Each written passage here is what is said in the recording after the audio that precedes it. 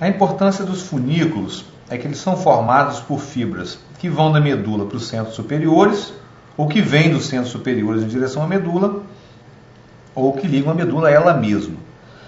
A relação dos funículos com a substância cinzenta e o padrão morfológico da substância cinzenta modifica a nível caudal, do nível caudal até o nível mais cranial. Aqui a gente pode observar, nós temos uma sequência de cortes de caudal para cranial.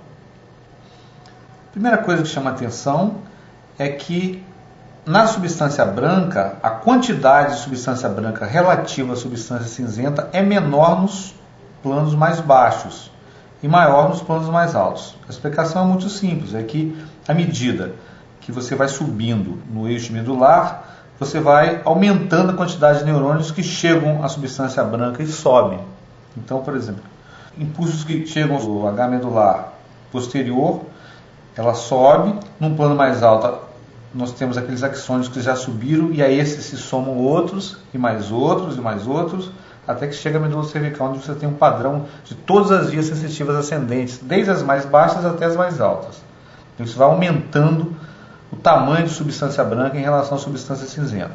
Da mesma forma, as fibras descendentes, elas vão chegando à medula cervical, alta, e vão permanecendo nessas topografias mais altas. Então, à medida que você desce no neuroeixo, você diminui as fibras descendentes. Isso faz, então, essa diferença de relação de corte a nível de substância branca.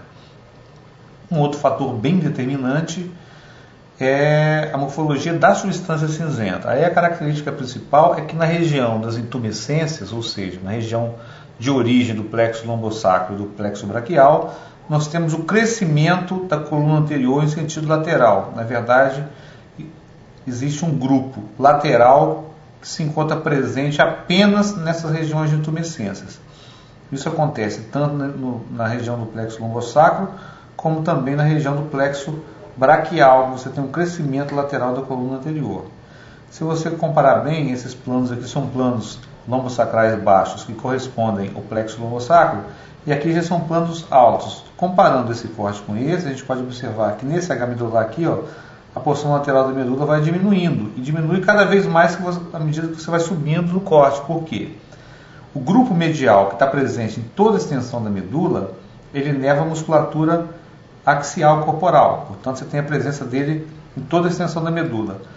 O grupo lateral, que forma a parte lateral da coluna anterior do H medular, só está presente na região das intumescências porque são os neurônios que inervam exatamente o esqueleto apendicular, ou seja, inervação de membro superior e membro inferior. No caso aqui, membro inferior, no caso aqui, membro superior.